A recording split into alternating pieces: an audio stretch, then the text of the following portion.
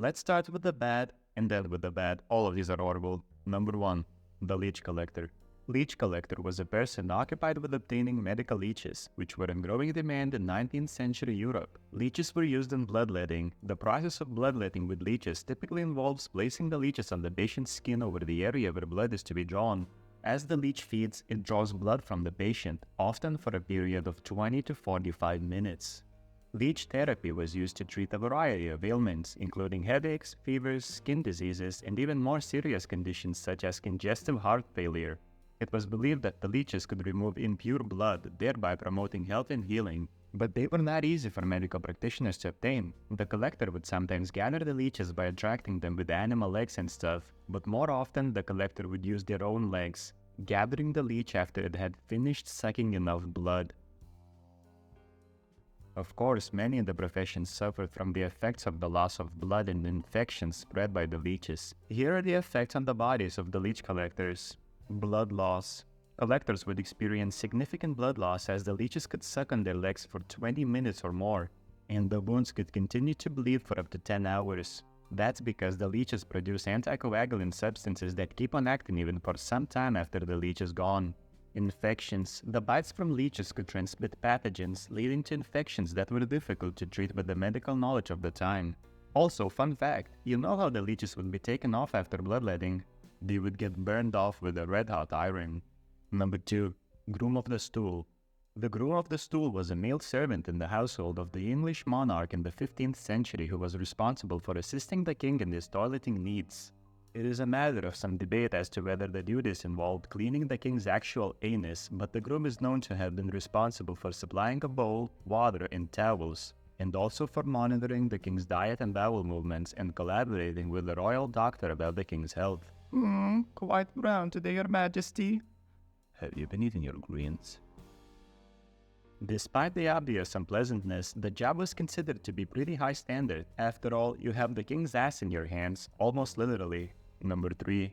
Whipping boy. There is doubt whether this was a real thing or not, but some stories tell of boys who were educated with princes or child kings and received the punishment earned by their betters. Repeatedly, the sons of noblemen, a whipping boy would be beaten because a tutor could not hit a prince or a monarch. Like the groom of the stool, the role of a whipping boy was considered desirable, presumably by parents rather than boys in line for beatings, because it fostered closeness to royalty. Number 4. Tosher. Toshers, or sewer hunters, traveled sewers for valuable items. Tosh, as a slang term for junk or rubbish, derives from the word toshers. Present in Victorian London, they made a living traveling through sewers in search of anything valuable that had been lost. Being a tosher was illegal and involved spending all day ankle-deep in sewage. How's work, honey? Crappy as usual. But there were a few upsides, like some made a reasonable living finding valuable items or training in martial arts and eating pizza. Number 5. Poop finder. In the 18th and 19th centuries, people who made leather for books needed to find the best way to dry it. Their solution spawned a whole new career path. The thing that these people sought was dog shit, literally. A poop finder's job was to go collect as much dog dung as one can.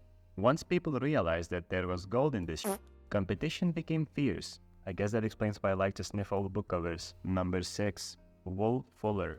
During Middle Ages, wool became the center of England's economy. By 1300s, there were probably 15 million sheep in England, outnumbering humans 3 to 1. After its initial loose wave, the wool needed to be cleaned and stripped of grease. That was where the fuller came in.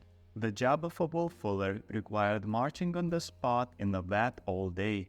Now just that was boring and tiring, but the perfect liquid to remove dirt and grease and whiten the wool was stale human urine. Added to the trampling all day, your feet were soaked in old piss. So doing cardio covered in piss all day was definitely up there. Number 7. Lime burners.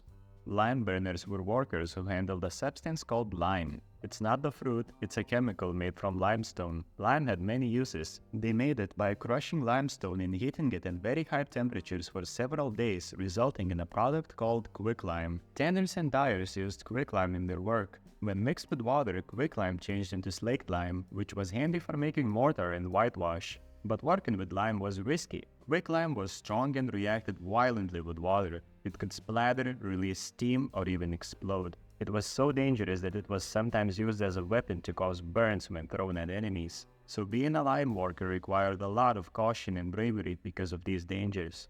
Number 8. Petard. The word petard is derived from the French péter, meaning to fart. Petards were often bell-shaped metal devices filled with gunpowder and fixed to a wooden base. The base was attached to the wall or a gate of a besieged castle, and the explosion focused on causing the maximum damage. And to save you like 20 seconds on Google, here's how it basically worked. Petardiers operated these hugely dangerous and unstable devices. They were as likely to jihad themselves to death as to damage the enemy's castle. The phrase "hoist by your own petard," meaning to befall by your own plan, comes from the prevalence of petardiers banzaiing themselves with their own bombs. Number 9. Gong Farmer. Before modern sewage systems, dealing with human waste in cities was a real stinker of a problem. In places like London, there were only a few public toilets for a whole lot of people, so you can imagine things got pretty fragrant. But fear not, for there emerged the unsung heroes of the night, Gong Farmers. Gong Farmers, or nightmen if you prefer, had the delightful task of cleaning out cesspits, those charming underground pits filled with human waste. They were strictly night owls, paid according to the amount of muck they managed to haul out. Picture spending your evenings knee-deep or even neck-deep in the stuff. Talk about a smelly situation. And let's not forget about the occupational hazards. Some unlucky souls fell ill or even met their end by going a bit too cozy with the sewage. Gong Farmers weren't exactly the darlings of society. They were more like the black sheep, or should I say, the brown sheep. Because of their distinctive line of work, they were pretty much outcasts. But hey, someone had to do the dirty work, right? Despite the low status and the high odor, these brave souls soldiered on, silently ensuring that cities stayed somewhat habitable amidst the sea of, well, you know. Number 10. The rat catcher. The job of a rat catcher was grueling and demanding, requiring individuals to navigate through cramped and often filthy Victorian Europe urban environments in search of rodents. It was a physically taxing work, with rat catchers frequently having to crawl into tight spaces such as sewers and basements to reach infested areas. Rat catchers faced numerous hazards on the job, including bites and scratches from the things they were trying to catch, as well as exposure to disease and filth. Moreover, the work often took place in dimly lit and unsanitary conditions, adding to the difficulty and discomfort of the job. Imagine slithering through the sewers. Those pesky cheese eaters tricked you into extra tight space. Ratatouille is chewing your leg behind you. Your stomach's cramping from salmonella that some other rat's bite gave you. You lift your head and oh, it's the rat you've been chasing. And it's got some company. Despite these challenges, rat catchers were essential for maintaining public health and sanitation in cities plagued by rat infestations. Their tireless efforts helped to control rodent populations and reduce the spread of disease, all in conditions that were often hazardous to their own health. Overall, the job of a rat catcher was a testament to the resilience and determination of those who undertook it, as they worked tirelessly to tackle a problem that posed a threat to the well-being of urban communities. And sure, you may lose some good restaurants, but at least your cat can finally rest. And there you have it, a glimpse into the less glamorous side of history's job market.